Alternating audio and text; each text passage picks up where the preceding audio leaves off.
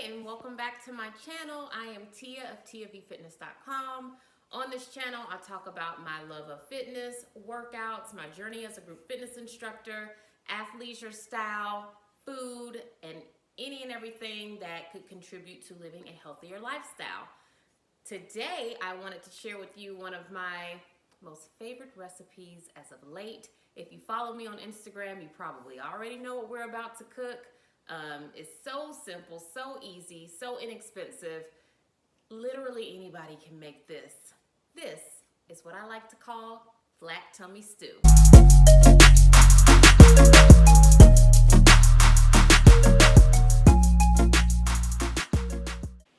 Okay, so to make flat tummy stew, you only need a couple things. You need ginger, onion, red pepper flakes, kosher salt, minced garlic, black pepper, turmeric, chickpeas, and coconut milk. And chicken broth or chicken stock. That's literally it, and you can actually use veggie stock or veggie broth if you want to, but I always use chicken stock or broth because I just like the flavor. So we're gonna make it. I have all of the ingredients right behind me. To make this quick and easy stew. I call it flat tummy stew because whenever I'm eating this for like lunch and dinner for like a week or two straight, because let's talk about that for a second. When I find something that I really love and it's good for me, I will eat it until I literally can't eat anymore, especially if it helps me lose weight. I've lost like 6 pounds eating this stew. So I figure I should just share it with the masses. I was actually introduced to this recipe by one of the ladies in my Healthy Habits program who found it on the New York Times food website. So this is kind of like my review of that recipe. I'll put a link to that recipe in the description box so that everybody can try it and have it. Print it out and keep it because I'm pretty sure after you taste it, you will love it and it will become a favorite of yours as well. So let us begin making our flat tummy stew. Okay, so we are ready to chop up our ginger and our onion. And if you didn't know, the easiest way to get the skin off of ginger is just with a spoon. You just take the spoon and you scrape the skin off. And I like to scrape it right into the sink and then I put it right into the disposal. So we have that. I'm gonna use my little chopper over here to get this chopped up really, really fine. So we'll chop up our ginger and our onion. And then I buy my garlic already minced in that jar, that famous minced garlic jar that everybody uses. So that's already done for us. So we're just gonna put our onion in here and chop everything up. Okay, so I'm gonna put some extra virgin olive oil into my pot. Then I'm gonna add the ginger and the onion to the pot. I just scrape it all out with the knife. Try to get as much of it out as I can.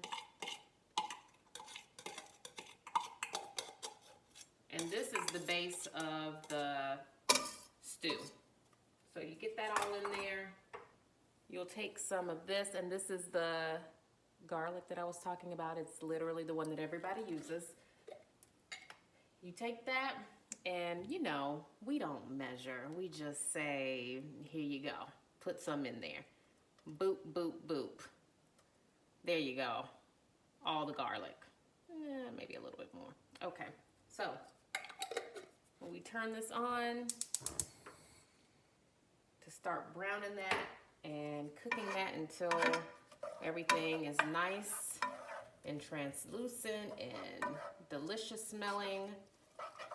The recipe does tell you to season this with a little bit of salt and pepper. So I'm gonna be using kosher salt.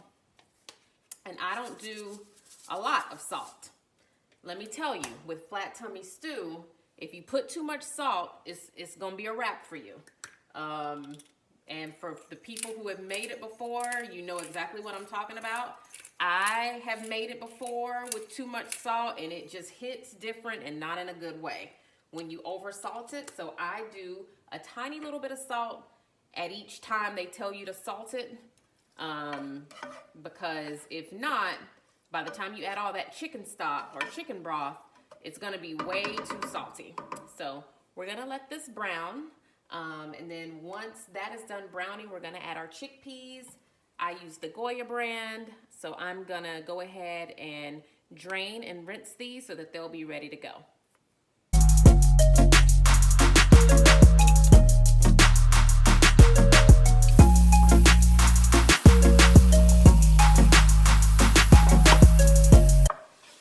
Okay, so our onions and our ginger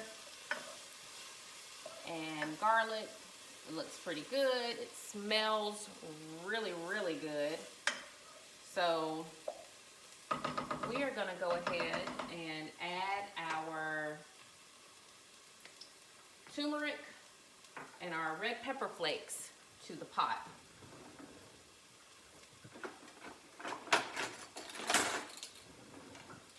And I do measure this part of it, only because I just want to make sure it tastes really good. So you want to use a teaspoon. So teaspoon, and you'll do a teaspoon. I can't get this open. Whoops. You'll do a teaspoon of the red pepper flakes, and I do like a heaping teaspoon because I like mine pretty spicy, and I'll definitely go back and add some more towards the end of the cooking. And then you'll want to do a teaspoon and a half of the turmeric. So we'll do a teaspoon and a half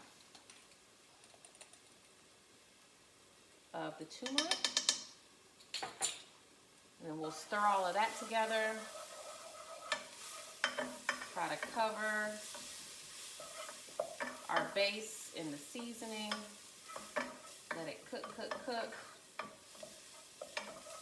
And it smells so good already.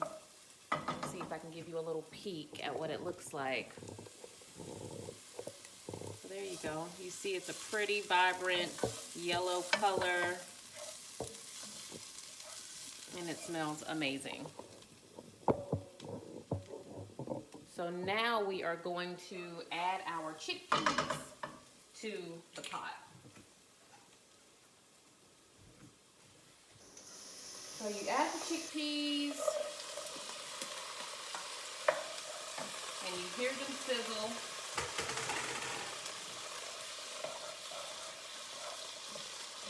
And you want to stir to get everything nice and coated. You want the chickpeas to be coated in the seasoning and your ginger and your onions. You want to get that nice and coated. And if I'm not mistaken, the recipe will tell you to add some salt and pepper right here. So I'm going to do that. I feel like the lady on the Muppet Babies. My head is getting cut off. Head is getting cut off. Okay. So now we're going to add a tiny bit of kosher salt and a tiny bit of cracked pepper.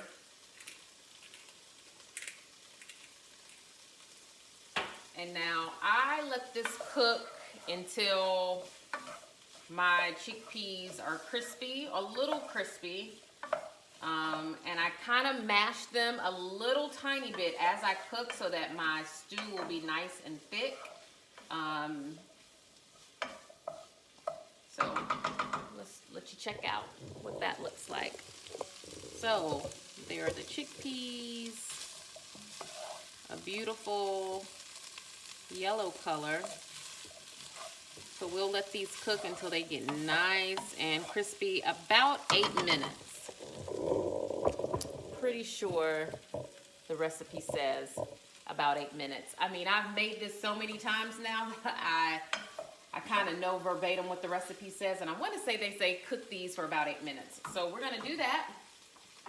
And when you come back, or when we come back, not that this is going on a commercial break, literally it's just editing, but in the next scene, we'll be adding our coconut milk and our chicken broth. So I'm going to grab my broth and meet you back at the peas when they're nice and crispy.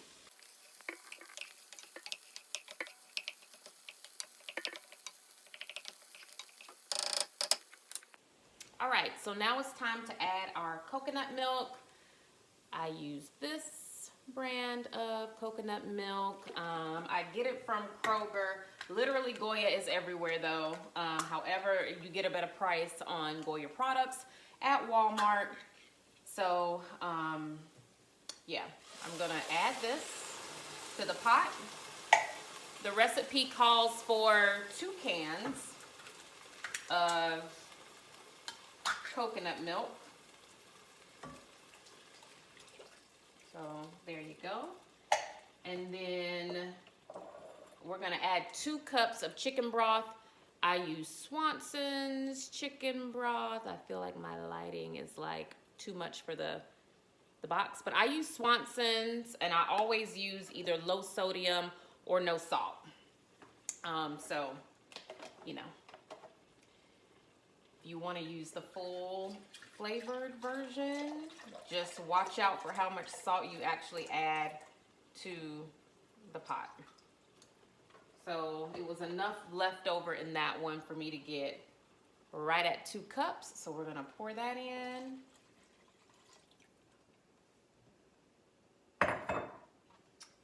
And give it a good stir. Now, when you add that to the pot, you'll see that it is, let's see if I can get you some better color. You'll see that it is pretty soupy, but it'll thicken up. So don't be alarmed at how much liquid you see, because it does get thicker after you add the kale to it. So, and you don't have to do kale. You could always do spinach or collard greens or whatever your green of choice is, but I always do kale in mine. So we're gonna let this cook for a little bit. I'm gonna wash and chop the kale, and then we'll add it to the pot.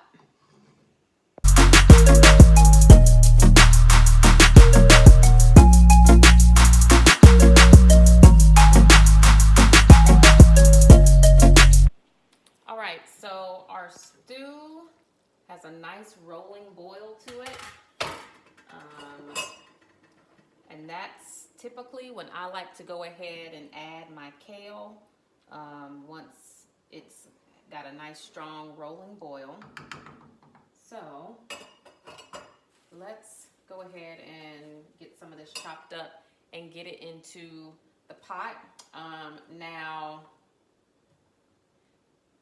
if you're a person that does not like stems in your soup, stews, on your plate, of course, take the leaf off the stem and then proceed to cut. I actually have a little gadget that I got on Amazon. Let me show you. Okay, so this little thing will take your leaf off the stem, but for a stew that's supposed to cook within like minutes, I don't like adding extra steps to things when it's supposed to be a fairly quick process. But just because I love this little thing so much, and if you're a person who does not like stems in your soups and stews and on your plate, you take this, just like this, right? And you pull it. Ooh, see, some of it fell on the floor. And voila, no stem. Now with kale, you'll still have to go up there and like get the top piece off of that. But if you're a person who does not like stems, this little gadget is on Amazon. I'll put a link to it in the description box. And it helps you get your whole stem life. So, but We just want to chop up, and I do a rough chop. I'm not out here trying to be on nobody's food cooking competition, so I do a nice little rough chop, and then I put everything into the pot. Stems really don't bother me. Like collard green stems don't bother me. I feel like once they're cooked, they're fairly soft. Like it's not like they're hard or anything. So stems don't bother me. Stems don't bother me in this particular dish either. I probably won't even use all of this kale. Yeah, I just won't probably use all of this kale. And whatever kale I have left over will go into my salad mix. So yeah, I normally use leftover kale in my romaine. I just mix it in with my romaine lettuce and create my own little salad mix. So boom, boom, boom. I feel like I'm tossing and making a mess. So when you go to the store for this, normally one bunch of kale is all you need. It'll be too much kale actually. So we take it, we do a little chop.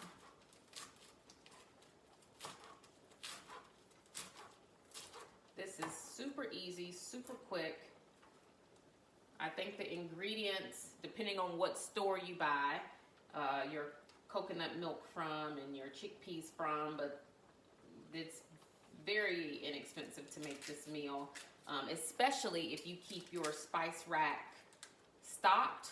That way you're not going out and buying spices every time you make a dish. So red pepper flakes, that's something that I always have on hand. Black pepper, always have it. Kosher salt, always have it. I think the only thing I had to go get for this recipe was turmeric. And of course, like the coconut milk. But I try to always have chickpeas. I always have chicken broth. I always have onions. I always have minced garlic. I typically always have kale for one reason or the other. But not gonna lie, when I make this, I will go buy fresh kale like that day. And I don't know why I do that. Probably because this stew has really spoiled me with its really amazing flavor. And I know when I'm gonna make it, I just want it to be like perfect. So I'll go get fresh kale for this. This pot of stew typically does last me for about a week. A week of maybe lunch and dinner. I'll have to pay attention to that this week. But I normally can have it for lunch and dinner for a week. And it is that good. Like it's that good that I can eat it over and over again for that long. And on that note, because I talk about this all the time on Instagram about how much I eat this. For me personally, when I see something is giving me results and I like the way it tastes and it's quick and easy to make and it's fairly inexpensive, it means more to me to have results that are easy to obtain. This is like an easy thing, right? That means more to me than having a variety in what I'm eating. So I would much rather eat the same thing over and over again if it's giving me results and it tastes good and it was easy to make, than to have a variety of things that I'm eating and making and cooking all the time. And possibly that could be leading me to the same results, but it's more work. So if you have something that is good, it's easy, and it's giving you results, try to simplify things for yourself and try eating the same thing. Well, people will hate me for saying that, but try eating the same thing for like a week. It makes it so much easier and it's less overwhelming when you find something that's super good and it's quick and easy to make. It heats up really well. The flavor of this stew though does intensify as it sits. My light just went out. As it sits, so that's another reason you kind of have to watch the seasoning. You have to watch the salt and the red pepper flakes, because if not, it's only going to get more salty or more spicy as it sits in your fridge. So kind of keep that in mind too as you're seasoning your stew. So I think that's all I'm going to do. That's more than enough kale. I'm going to show it to you. Yeah, my light went out, but So there you go. You stir it all up. It looks so good.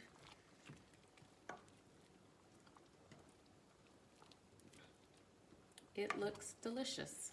Look at that. And so now we're just waiting for the kale to cook down. And I am ready for dinner tonight. My family will probably eat something else. They are not chickpea stew fans, but I am. So, thank you so much for joining me in my kitchen today. I feel like my head is getting cut off. Thank you for joining me in my kitchen today. I'll be sure to share the finished product. Follow me on Instagram. I share what I eat all the time. Look for me. I'm Tia V Fitness on Instagram. And hopefully I can help give you some more healthy meal ideas. I hope you all have a terrific day. Make it a great one.